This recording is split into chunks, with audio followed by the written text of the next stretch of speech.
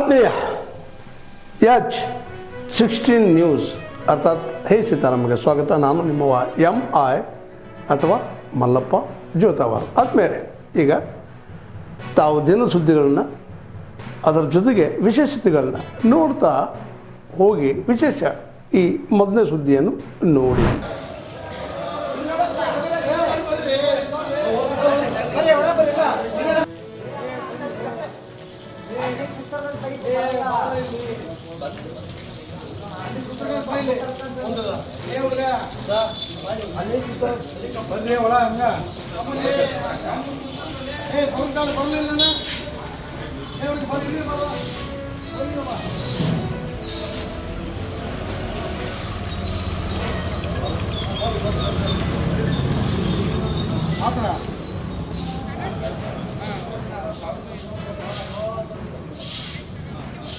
ಇಲ್ಲಿ ಸ್ವಲ್ಪ ನೀರಿಂದ ದುರ್ಗಮ್ಮ ದೇವಸ್ಥಾನದ್ದು ಸ್ವಚ್ಛ ಮಾಡ್ತಾ ಇದ್ರೆ ಬಿಜೆಪಿ ಕಾರ್ಯಕ್ರಮ ದೇವಸ್ಥಾನಕ್ಕೆ ಸ್ಲಿಪ್ಪರ್ ಪಿಟ್ಟೆಲ್ಲ ಒಳಗೆ ಹೋಗ್ತಾರ.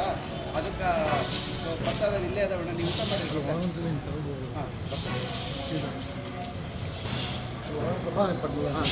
ತೆಗಿಲ ಹಿಡಿದು ಒಕ್ಕಿರೋಳ ನೀವು ನಾನು ತೆಗಿಲ ಕಂಬರ್ಲೆ ಸರ್ ಕೊಡು ಸರ್ ಮಾಡ್ತಾರೆ.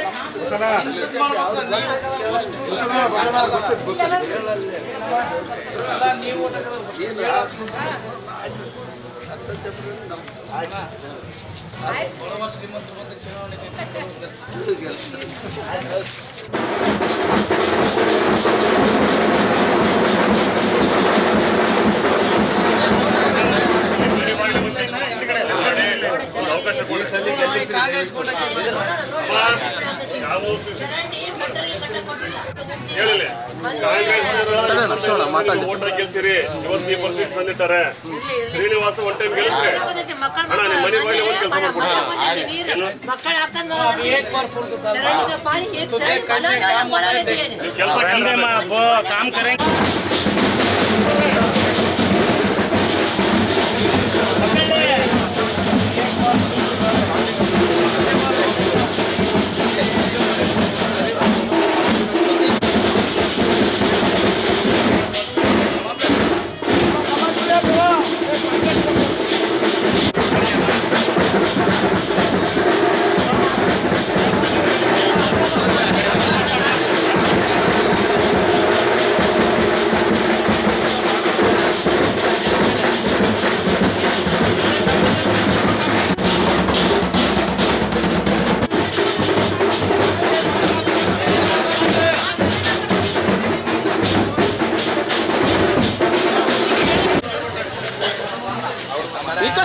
ఇక్కడ ಬಾರೋ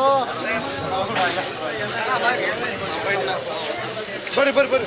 ಭಾರತ್ ಮಾತಾ ಕಿ ಜೈ. ಶ್ರೀನಿವಾಸ ಅವರಿಗೆ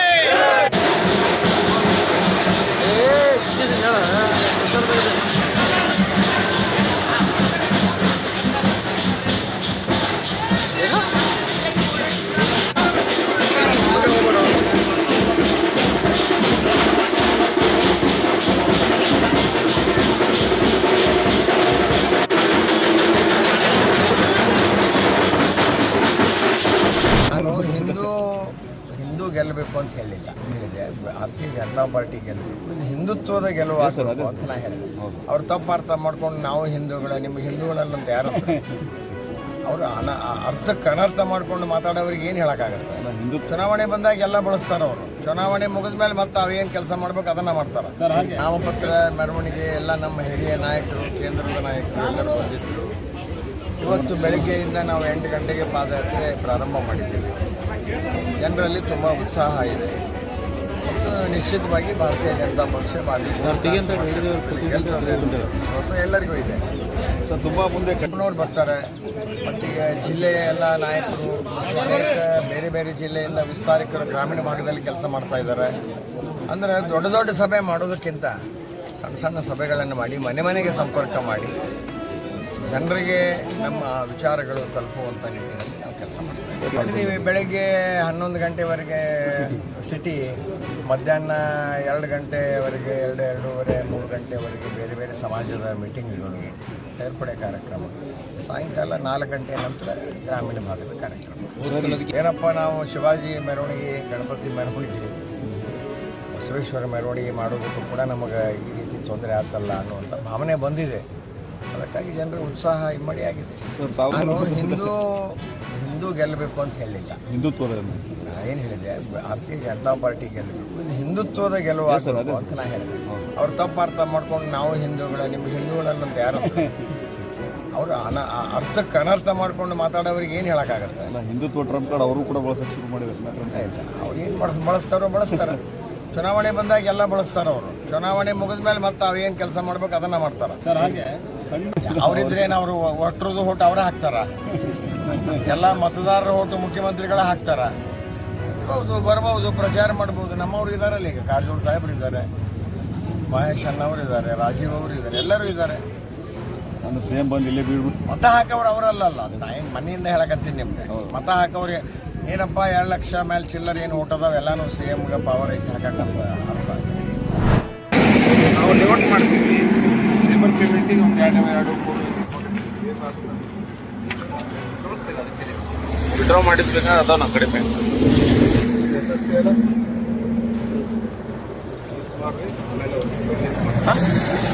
ಎಷ್ಟಿದೆ ದುಡ್ಡು? 1.5 ಪ್ಲಸ್ 2.30, 2.20. 50,000 ರೂಪಾಯಿ ಅಷ್ಟೇ ನಿಮಗೆ ಸರ್. ಕೋಡ್ ಆಫ್ ಕಂಡಕ್ಟ್ ಜಾರಿ ಆಗಿದೆ ಬಾಲ್ಕೋಟ್ ಡಿಸ್ಟ್ರಿಕ್ಟ್ ಒಳಗಡೆ. ಅಮೌಂಟ್ 50,000 ಮ್ಯಾಗಿದ್ರೆ ನಾವು ಸೀಸ್ ಮಾಡ್ಕೊಡ್ತೀವಿ. ಆಮೇಲೆ ಡಾಕ್ಯುಮೆಂಟ್ಸ್ ಬಿಟ್ಟು ಏನು ಡಾಕ್ಯುಮೆಂಟ್ಸ್ ನೀವು ಎದುರು ದುಡ್ಡು ತೊಗೊಂಡು ಹೋಗ್ತೀವಿ. ಇದನ್ನ ಸೀಸ್ ಮಾಡಿ ನಾವು DC ಆಫೀಸಿಗೆ ಜಮಾ ಮಾಡ್ತೀವಿ. ಅಲ್ಲ, ಏನು ಡಾಕ್ಯುಮೆಂಟ್ ಅಂದ್ರೆ ಏನು ಬೇಕು? ಅಮೌಂಟ್ ಎದುರು ಲೇಬರ್ ಪೇಮೆಂಟಿಗೆ ಅಂತ ಏನು ಮಾಡಿರ್ತೀವಿ ನಾವು? ಕ್ಯಾಶ್ DC ಆಫೀಸಿಗೆ ಯಾವಾಗ ಇಸ್ಕೋಬೇಕು ಸರ್? ನಾವು ಈಗ ಸೀಸ್ ಮಾಡಿ ನೀವು ಯಾವಾಗ ಕೊಡ್ತೀವಿ? ನಾವು ಬಾಗಲಕೋಟೆಗೆ ಹೋಗಿ ಇಸ್ಕೋಬೇಕು.